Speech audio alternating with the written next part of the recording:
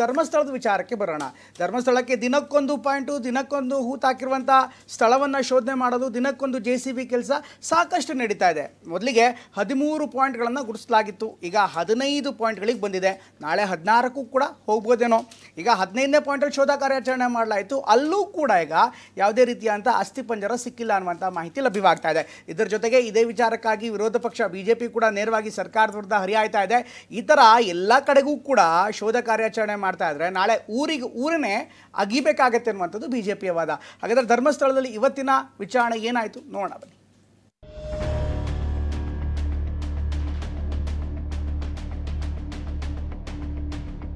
ಈ ಒಂದು ರತ್ನಗಿರಿ ಬೆಟ್ಟದ ಬುಡದಲ್ಲಿ ನಾನು ಶವವನ್ನು ಹೂತಾಕಿರೋದಾಗಿ ಆತ ಹೇಳಿಕೆಯನ್ನು ನೀಡಿರ್ತಕ್ಕಂಥದ್ದು. ಪಾಯಿಂಟ್ ನಂಬರ್ 16ನ ಉತ್ಖನನ ಕಾರ್ಯಾಚರಣೆಗೆ ಈಗಾಗಲೇ ಮಿನಿ ಅರ್ತ್ ಮೂವರನ್ನು ಕರೆಸಿಕೊಳ್ಳಲಾಗಿದೆ.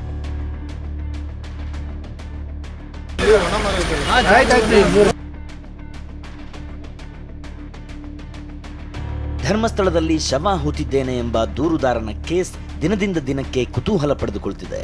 ನಿನ್ನೆ SIT ಅಧಿಕಾರಿಗಳು ಕಲ್ಲೇರಿ ರಹಸ್ಯ ಭೇದಿಸಲು ದೂರುದಾರನನ್ನ 15ನೇ ಪಾಯಿಂಟ್ಗೆ ಕರೆದೊಯ್ದಿದ್ರು.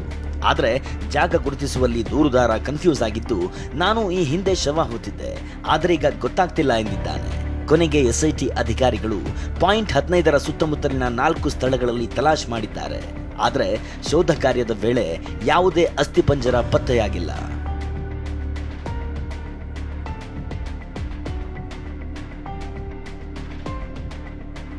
ಕಳೆದ 10 ದಿನಗಳಿಂದ ಧರ್ಮಸ್ಥಳದ ನೇತ್ರಾವತಿ ತೀರದಲ್ಲಿ ಅದರ ಆಸುಪಾಸಲ್ಲೇ ಮೃತದೇಹಗಳ ಶೋಧ ಕಾರ್ಯ ನಡೆಯುತ್ತಿತ್ತು. ಆದ್ರೆ ಇವತ್ತು ದೂರುದಾರ ನೇತ್ರಾವತಿ ತೀರ ಬಿಟ್ಟು ಅಚ್ಚರಿಯ ಜಾಗಕ್ಕೆ ಕರೆತಂದಿದ್ದಾನೆ. ಅದೇ ರತ್ನಗಿರಿ ಬೆಟ್ಟ.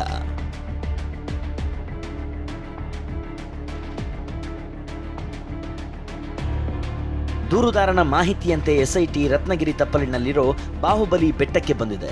ಆದರೆ ಮಹಾ ಮಸ್ತಕಾಭಿಷೇಕದ ವೇಳೆ ರತ್ನಗಿರಿಯಲ್ಲಿ ರಸ್ತೆ, ವಿದ್ಯುತ್ ಕಂಬ ಸೇರಿದಂತೆ ಸುತ್ತಮುತ್ತಲಿನ ಹಲವು ಜಾಗಗಳಲ್ಲಿ ಬದಲಾವಣೆಯಾಗಿದೆ. ಸದ್ಯ ಅಗೆಯುತ್ತಿರೋ ಜಾಗದಲ್ಲಿ ಭಾರೀ ಪ್ರಮಾಣದಲ್ಲಿ ಮಣ್ಣು ತುಂಬಿದ್ದು ಕಾರ್ಯಾಚರಣೆ ಮುಂದುವರೆದಿದೆ.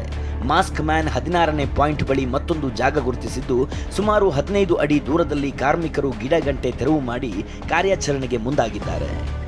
ಸಾಕಷ್ಟು ಡೆವಲಪ್ಮೆಂಟ್ ವರ್ಕ್ ಆಗಿರುವಂಥದ್ದು. ಅಲ್ಲಿ ವಿದ್ಯುತ್ ಕಂಬ ಕೂಡ ಇದೆ, ಅಲ್ಲಿ ಗಮನಿಸ್ಬೋದು. ಈ ಕಡೆ ಏನು ವಿದ್ಯುತ್ ಟ್ರಾನ್ಸ್ಫರ್ ಬಾಕ್ಸ್ ಇದೆ, ಇದರ ಜೊತೆಗೆ ವಿದ್ಯುತ್ ಕಂಬವು ಕೂಡ ಇದೆ. ಸೊ ಅದನ್ನ ಅಲ್ಲಿ ಅಳವಡಿಸಬೇಕು ಅಂತಂದರೆ ಅದು ಇಳಿಜಾರು ಪ್ರದೇಶ ಆಗಿತ್ತು. ಅಲ್ಲಿ ಮಣ್ಣನ್ನು ಫಿಲ್ ಮಾಡಿ ಅದಾದ ಬಳಿಕ ಈ ವಿದ್ಯುತ್ ತಂತಿಯನ್ನು ಎಳೆಯಲಾಗಿರತಕ್ಕಂಥದ್ದು. ಸೊ ಅಲ್ಲಿ ಒಂದು ಮರ ಏನಿದೆ, ಅಬ್ರದಾದಂಥ ಮರ ಏನು ಕಾಣಿಸ್ತದೆ, ಅದರ ಪಕ್ಕದಲ್ಲೇ ಒಂದು ಒಣಗಿದ ಮರ ಇತ್ತು. ಸೊ ಅದರ ಕೆಳಭಾಗದಲ್ಲಿ ಆತ ಶವವನ್ನು ಹೂತಾಕಿರೋದಾಗಿ ಹೇಳಿದ್ದ.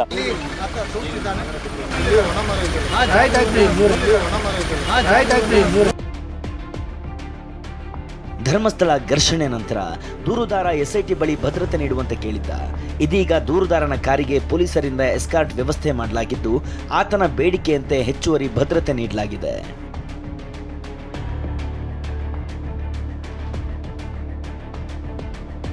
ಧರ್ಮಸ್ಥಳದಲ್ಲಿನ ಅಸ್ಥಿಪಂಜರ ಶೋಧ ಕೇಸ್ಗೆ ಮತ್ತೆ ಟ್ವಿಸ್ಟ್ ಸಿಕ್ಕಿದೆ.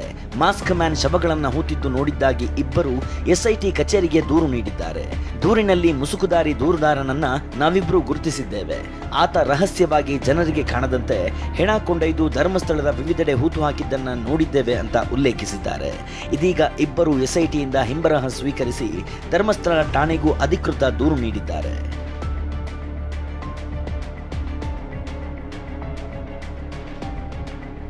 ಇನ್ನು ದೂರುದಾರ ಸಾಕಷ್ಟು ಶವಗಳನ್ನು ಹೂತು ಹಾಕಿರೋದಾಗಿ ಹೇಳಿರುವ 13ನೇ ಪಾಯಿಂಟ್ನಲ್ಲಿ ಶೋಧಕ್ಕೆ GPR ಬಳಸಲು ಚಿಂತನೆ ನಡೆದಿದೆ.